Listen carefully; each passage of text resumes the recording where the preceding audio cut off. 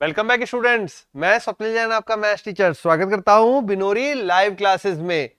तो आज हम पढ़ेंगे अपना चैप्टर नंबर 1 जिसका बहुत से स्टूडेंट्स इंतजार कर रहे थे। क्लास 12th के इंपॉर्टेंट आरबीएससी बोर्ड क्वेश्चंस की जो सीरीज चल रही है उसमें चैप्टर नंबर 1 के क्वेश्चंस देखेंगे। पहले अपन बेसिक समझेंगे, पूरा चैप्टर में कवर करने की कोशिश करूंगा आपका नंबर ऑफ वीडियोज में, मतलब आगे आने वाले वीडियोज के अंदर। ठीक है, तो चैप्टर नंबर 1 का नाम है रिलेशन एंड फंक्शन और हिंदी में से बोलते हैं संबंध एवं फलन।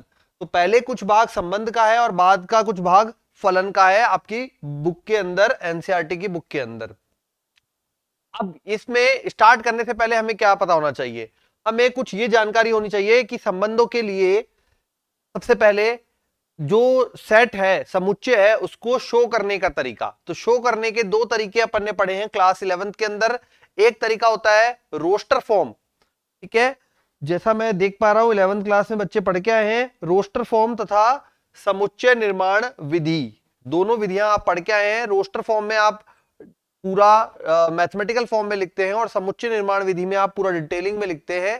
तो यहां पे आपको समुच्चय मिलने वाले हैं इन दोनों किसी भी रूप में।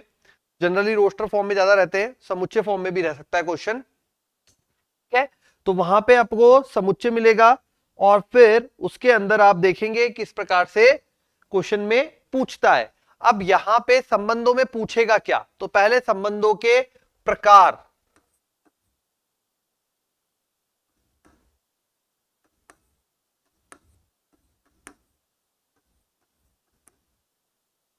ठीक है, तो यहां पे संबंधों के जो प्रकार है उसमें है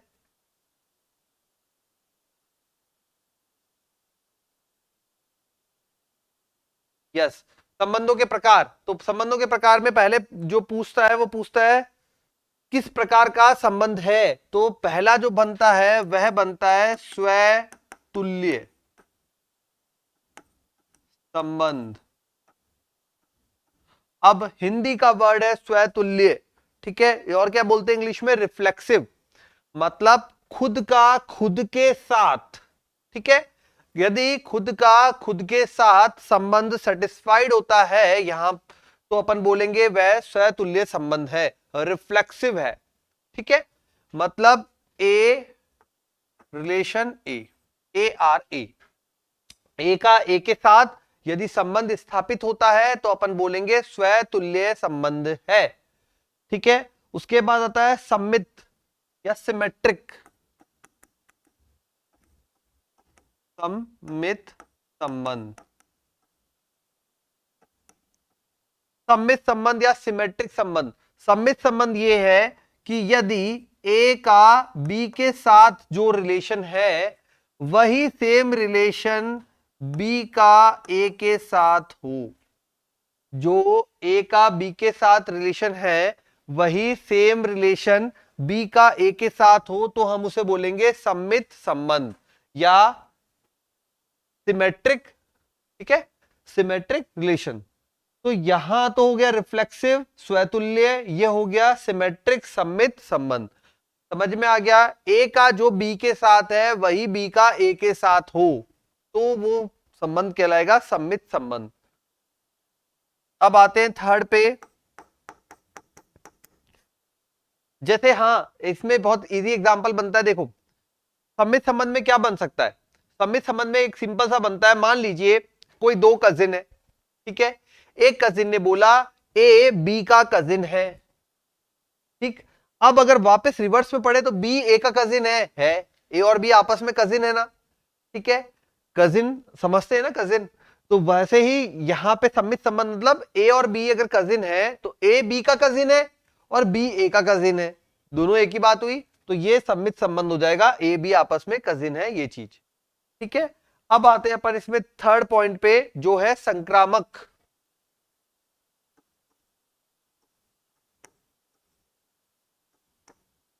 संक्रामक का मतलब क्या होता है, संक्रामक का मतलब होता है, पहले इंग्लिश में से बोलेंगे ट्रांजिटिव, मतलब ए का बी के साथ, बी का सी के साथ।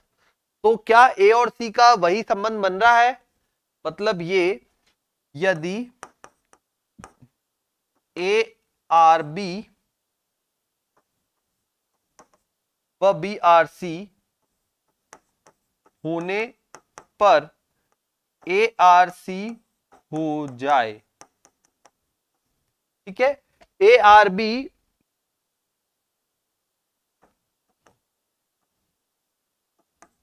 होने पर BRA हो जाए। देखिए इसमें क्या है, ARB होने पर BRA हो जाए तब हो जाएगा सम्मित। ठीक है, संक्रामक में ARB हो BRC भी हो तब ARC हो जाए तो अपन बोलेंगे संक्रामक, ट्रांजिटिव। और यदि ये तीनों संतुष्ट हो जाएं तो तुल्यता संबंध।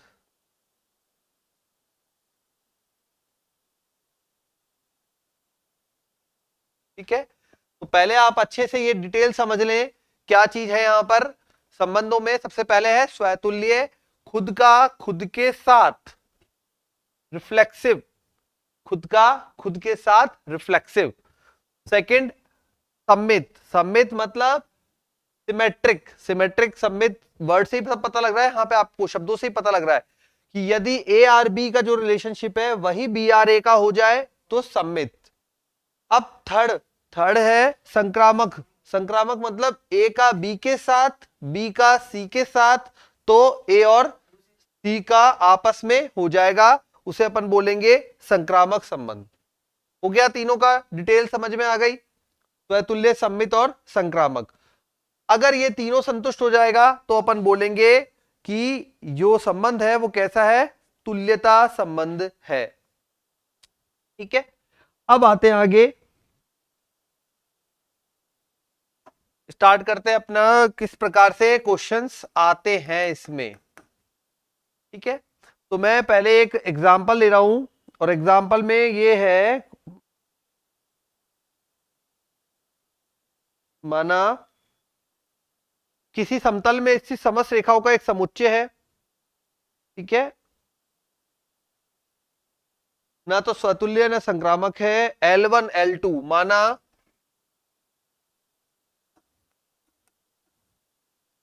समतल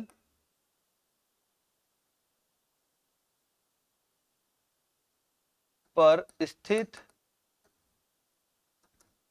समतल पर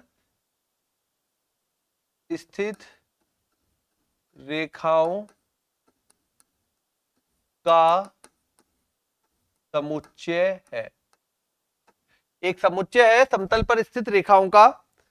ठीक है, उसमें अपन को बोला है L1 L2 R बराबर, रिलेशनशिप बराबर प्रकार से दिया है L1, L2 कॉलन, फिर बोला है L1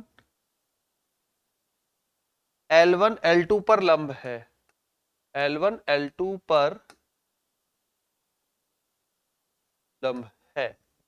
ठीक है, अब आपको बताना है, तीनों पॉइंट चेक करने, स्वतुल्य है कि संक्रामक है कि सम्मित है कि तीनों है। ठीक है, अब L1 L2 पर लंब है ये अपन को बोला है। देखते हैं सॉल्यूशन पार्ट में आके क्या बनता है। दो रेखाएं हैं जो एक दूसरे पर लंबवत है।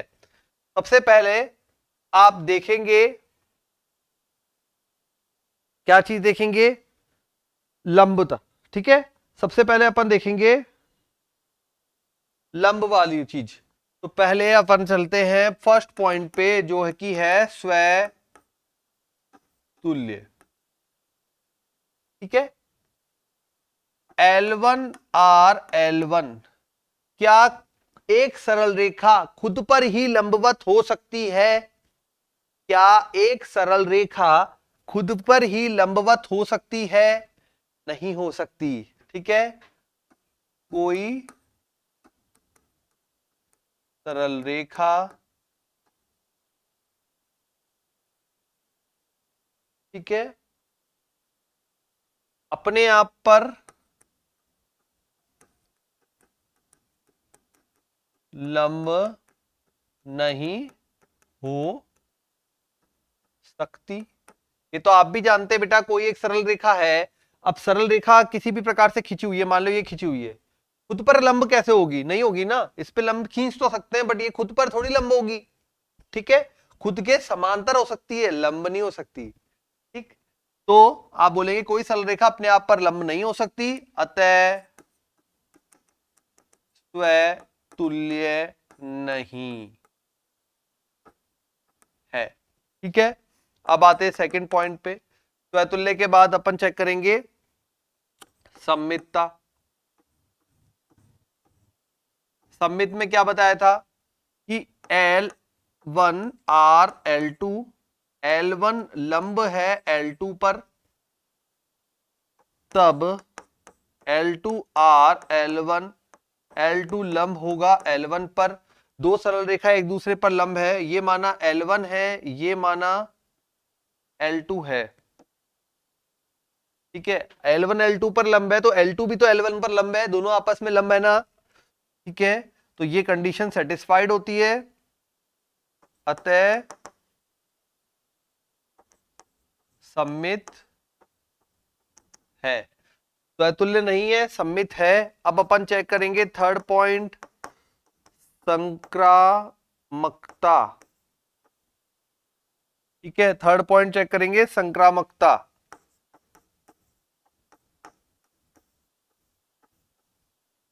संक्रामकता में क्या बोला है? संक्रामकता में बोला है यदि L1 R L2, तो क्या बनेगा? L1 लंबवत है L2 के, ठीक है, वह L2 R L3, मतलब ये कि L2 लंबवत है L3 के। ठीक, अब ये बताना है तब L1 लंबवत होगा क्या L3 के? नहीं, L1 L2 लंबवत है, L2 L3 भी लंबवत है, तो L1 L3 आपस में समांतर आ जाती है। ठीक है, ये दोनों लंबवत हैं, ये दोनों लंबवत हैं, तो जो L1 और L3 आपस में कैसी आ जाती है? समांतर आ जाती हैं। तो क्या होगा? संक्रामक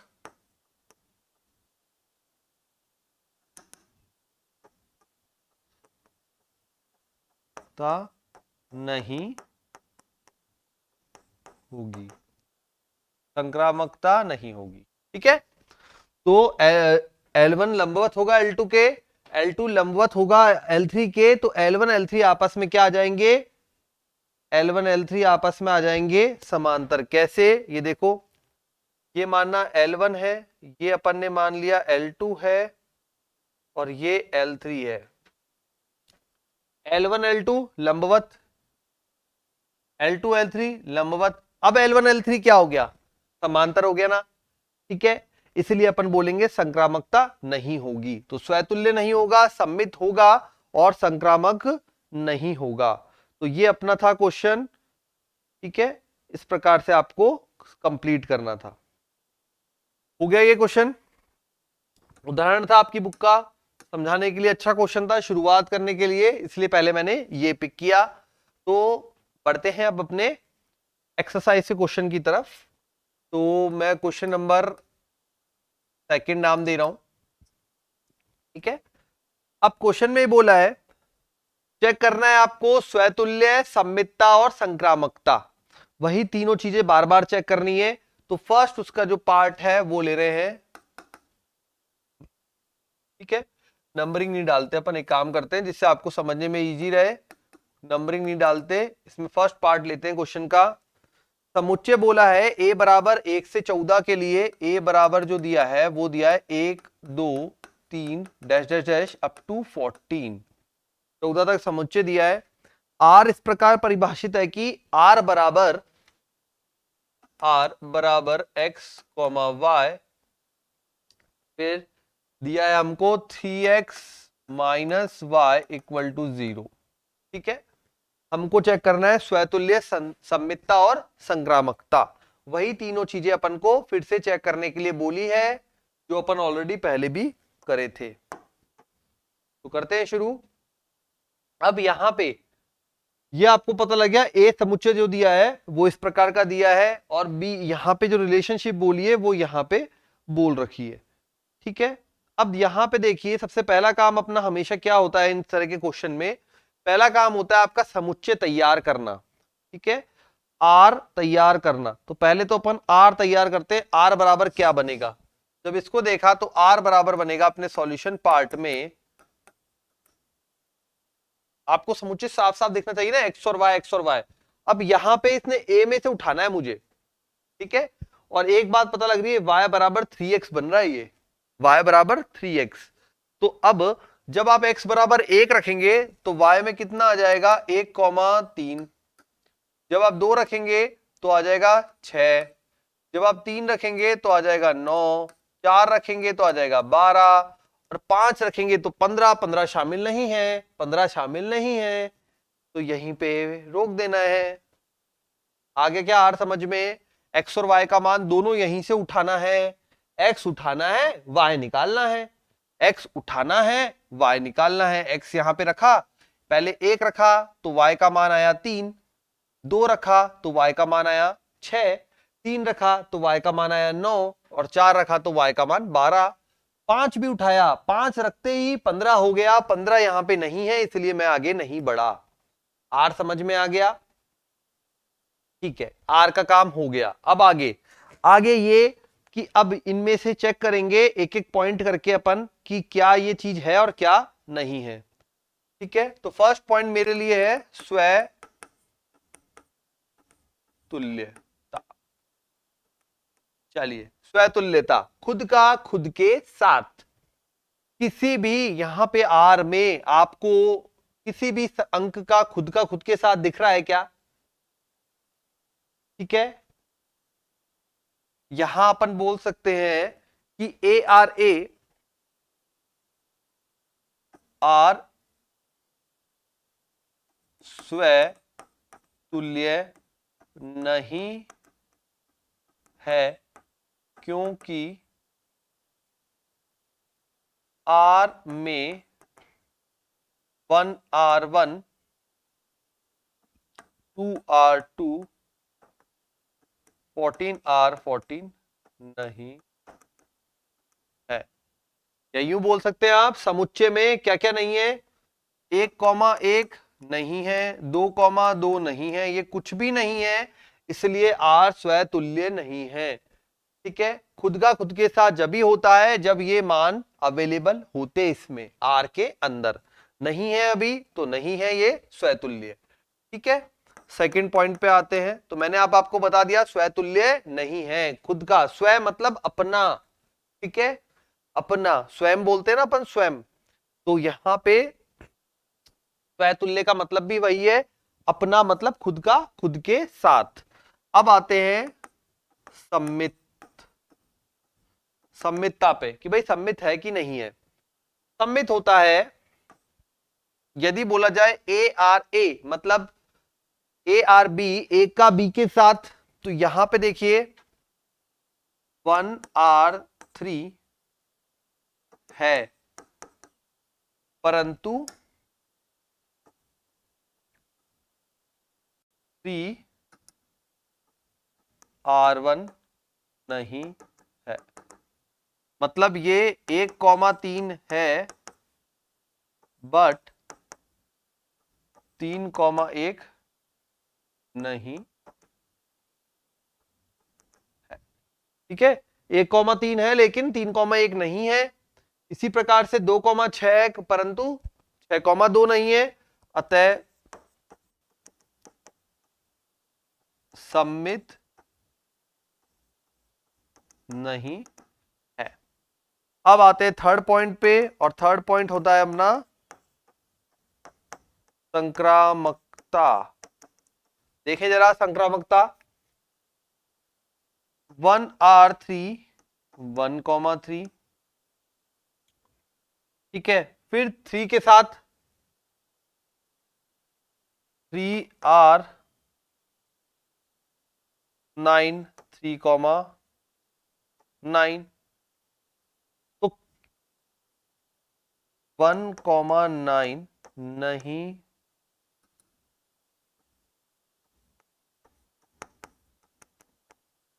इसलिए संक्रामक नहीं है। ठीक है, तो संक्रामक भी नहीं है, पता लग गया। तो यहां पे ना तो ये स्वतुल्य है, ना सम्मित है, और ना ही संक्रामक है। 1-3 है, 3-9 है, लेकिन 1-9 नहीं है। यदि 1-9 होता तो हम कंडीशन बन सकती थी, पर यहां पे संक्रामकता की कंडीशन नहीं बनी। आ गया समझ में? ना स्वतुल्य है, ना सम्मित